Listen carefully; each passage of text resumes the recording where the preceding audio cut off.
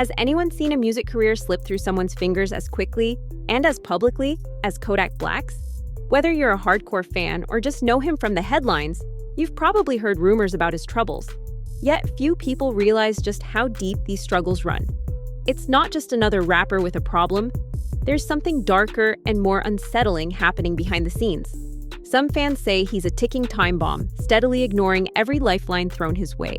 Others believe that behind all the viral antics, Kodak is crying for help.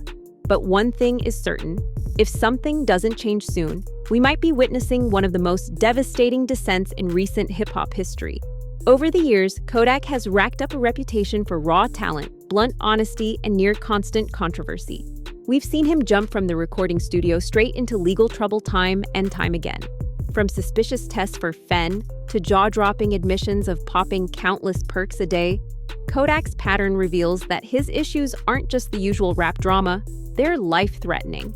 People close to him have stepped in, from legal teams to fellow celebrities, yet he consistently waves them off. The question is, why is he so resistant to help? Is it fear? Is it denial? Or has he simply lost interest in living? In this deep dive, we'll explore Kodak's turbulent beginnings, every brush with the law, the wild stories that have left fans stunned, and the staggering moments that made onlookers wonder whether his life was spiraling out of control for good. We'll also dig into how his music offers clues about just how bad things have gotten, revealing confessions hidden behind catchy hooks and aggressive beats. Finally, we'll look at the uncertain road ahead. Can anyone or anything save him if he doesn't want to be saved? Buckle up, because we're about to peel back the layers on one of the most chaotic figures in modern hip-hop. If you thought you knew all there was to know, prepare yourself. The truth is stranger, more haunting, and more heartbreaking than many realize. By the end of the story, you'll see exactly why so many are pleading for Kodak to get help, even as he shrugs them off. And you may find yourself asking, if someone doesn't intervene soon, how long until the worst happens? Kodak's path started in Pompano Beach, Florida, an area rife with struggle but rich in musical talent. As a teenager, he found a creative escape in rap, quickly gaining a reputation for raw authenticity. Listeners gravitated to his unfiltered lyrics about everyday hardship, while the industry recognized a rising star with a distinctive voice. But even during those early successes, local rumors hinted at a deeper personal chaos lurking beneath. People who knew him back then say he had trouble focusing, bouncing around at parties, showing up unkempt, and sometimes looking dazed. These whispers rarely reached outside his neighborhood, but they painted a picture of a young artist dancing on the edge. He was still just a local hero, performing in small clubs and backyard shows, so most outsiders chalked up his behavior to immaturity or stress. After all, he was young, hungry, and hustling his way to a record deal.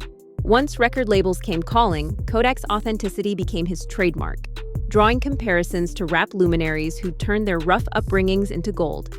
For a brief moment, it seemed like stardom might break him free from any lurking addictions. Yet behind the scenes, close associates say he never truly slowed down. If anything, the newfound fame gave him the money and connections to indulge on a larger scale. This set the stage for the spirals to come, even if few outsiders saw it happening. Once he hit mainstream radar, Kodak found himself juggling legal woes almost as often as he churned out new music. Small offenses ballooned into serious allegations, reinforcing talk that his life was spinning out of control. The first major wake-up call arrived when word got out that he'd tested positive for fen, a powerful substance that left fans alarmed. No more shrugging off rumors. The test results were undeniable proof that Kodak was flirting with something lethal. Court mandates to attend rehab followed, but he skipped them outright or made excuses when called in for additional tests. Sometimes he just didn't show up. Other times, he tried to claim a lab tech messed up his sample. It seemed like each attempt to help him triggered more defiance, and those closest to him grew frustrated, watching the cycle repeat. On social media, fans split into two camps. Some insisted that the system was targeting a misunderstood artist, while others argued Kodak was dangerously addicted and needed an intervention, fast. He dug himself deeper with every new headline, skipping court, popping up on Instagram looking disoriented, or spouting conspiracy theories about how the world was against him. In interviews, he offered glimpses of self-awareness, admitting he struggled with lean or perk use, only to downplay it moments later. The legal system, though, took his behavior very seriously. Judges began handing down stricter conditions, but even that wasn't enough to jar him into compliance. Each missed rehab date or failed drug test signaled that Kodak was determined to handle life on his own terms, no matter the cost. Public meltdowns and viral moments. As social media rose, Kodak's downward spiral became public spectacle. He'd hop on live streams at odd hours, mumbling incoherently, eyes half closed. He'd also appear in random videos, one time munching chicken in the street while clearly under the influence. Fans who tried to defend him early on were running out of ways to explain these incidents. One of the biggest explosions happened when Ray J, another celebrity known for being outspoken, tweeted that Kodak had shown up to an important meeting embarrassingly high. Ray J suggested someone grab bro and make sure he good before he destroyed himself. Kodak fired back on Instagram Live, insulting Ray J. Then, in that same live stream, he casually snorted a powder on camera, confirming everyone's worst fears. That clip immediately went viral, with many calling it a new low. People began to wonder if they were complicit in encouraging Kodak's self-destruction by constantly tuning in. But no matter how many fans voiced their alarm, Kodak kept pushing boundaries. Another meltdown soon followed, including a widely shared rumor he had OD'd and been rushed to the hospital. Though details remained scarce, his earlier live streams, where he could barely form sentences, added credibility to the possibility. The meltdown train didn't slow down. Clips of Kodak in bizarre, disoriented states kept surfacing, and the public debate raged on. Was it time to cancel him for glamorizing this behavior, or time to show compassion for someone clearly in over his head? Either way, the endless supply of viral moments brought more attention to Kodak's plight without bringing him any closer to a solution. If anybody understands controversy, it's Kanye West. So when he suddenly announced he was flying to Miami to help Kodak, people were skeptical. But there he was, on video, approaching Kodak in the street talking about a calling to rescue his fellow artist. Kanye mentioned the chain Kodak wore as a sort of sign, claiming he felt compelled to step in. Some fans saw it as a publicity stunt, but Kanye spoke earnestly about wanting to see Kodak improve. Given Kanye's own history of mental health struggles, it was a rare instance of empathy that many admired. Yet Kodak's reaction was lukewarm, to say the least. He was polite but distant, clearly not ready to open up about his issues. Before long, Kanye flew off, leaving the public with more questions than answers. Would an intervention from a fellow megastar finally push Kodak toward genuine rehab? Or was this just another blip, overshadowed by the next meltdown? Despite the hype, Kodak returned to his usual habits soon afterward, prompting some cynics to claim the entire event had been nothing more than a headline grab.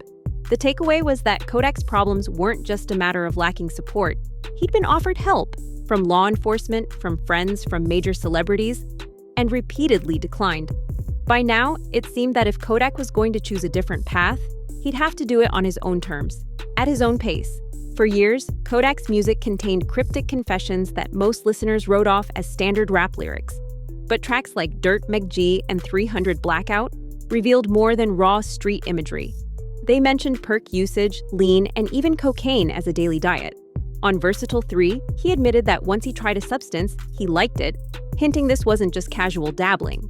As controversies mounted, fans went back to decode lines in older songs. Suddenly, Kodak's references to popping 100 perks didn't seem so outlandish. His hits like Super Gremlin also took on a darker tone. He once declared he might stop performing the track entirely because it reminded him of what he'd been doing to himself. Critics pointed out that Kodak's music was filled with alarm bells from the start. He was practically broadcasting his struggles to the world in real time. Yet, was this a cry for help or just a raw reflection of reality? Some argue he was glorifying destructive habits, inadvertently encouraging fans to follow suit. Others interpret it as therapy on wax, a desperate channel to release his demons. Whatever the case, these lyrics became a roadmap of his spiral, each verse confirming that Kodak lived dangerously close to a lethal edge. On social media, fans pleaded with him to take his own words as a warning sign. If his songs were confessions, maybe acknowledging them was a way forward. But beyond acknowledging them, he seemed reluctant to change. The honesty in his music was undeniable, but it wasn't translating into a real plan to step away from drugs or get clean. Court-ordered rehab didn't sway him. Legal ultimatums didn't do much either. Over time, Kodak openly stated he saw no future in signing up for long-term treatment. His repeated run-ins with law enforcement only strengthened his defiance. He'd go on social media to rant about how rehab was pointless and that he'd come out the same as he went in. Insiders, say family members tried everything from gentle persuasion to tough love, but Kodak remained entrenched.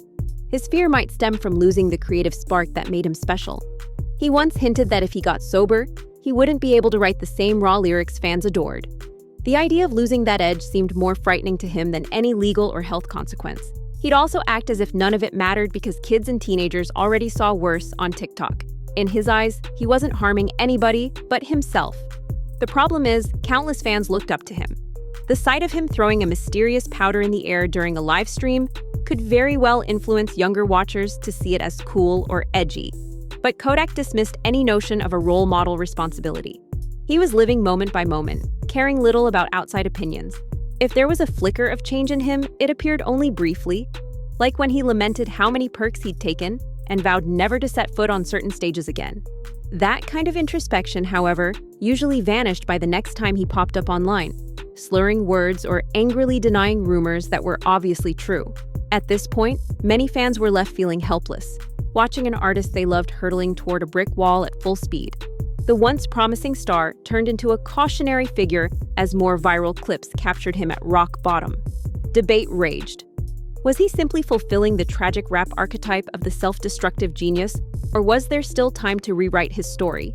Some people believed that forcing him to stay out of the public eye might help, but others argued that removing external pressure would only increase the secrecy of his addictions. Meanwhile, media outlets found Kodak an endless source of clickable stories. Every bizarre stunt became a trending topic, and each meltdown was dissected by talking heads and YouTubers for views. Ironically, the star power he once wielded to showcase his talent now turned into a machine feeding on his downfall. With every new share, fans asked if they were complicit in enabling his behavior. Close calls multiplied. Reports of him being rushed to the ER, pictures of him zoned out on the sidewalk, and more live rants sparked the same worried question. How long can this last? People who cheered him on years ago now wondered if they were witnessing the final chapters of Kodak's story. Others said they had to emotionally detach, refusing to watch his slow-motion collapse anymore. Kodak Black's journey is a stark reminder that raw talent can't outrun self-destruction. No matter how many times he's been offered help, from celebrities, from courts, from family, he continues to stare down fate. He's tested positive for powerful substances, bragged about daily usage, and shown up publicly in states that should scare anyone sober. All the while, he dismisses rehab with a casual wave, as if the threat of OD or legal disaster is a minor inconvenience. Observers can see the pattern. He's admitted to heavy perk usage in his lyrics, been filmed openly snorting questionable powders, and repeatedly refused structured treatment.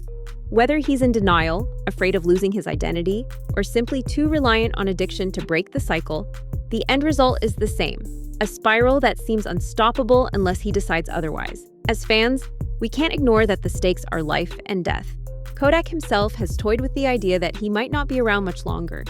It's chilling how calm he appears about it all. But each day he remains outside those rehab doors, the chance of a catastrophic ending grows. Ultimately, only Kodak can change his path. Despite the heartbreak and frustration he's caused, there's still a door open for him to seek genuine recovery if he chooses. The question is whether he'll walk through it before tragedy hits. Until then, the world can only watch, hope he snaps out of this, and brace itself for the worst if he doesn't.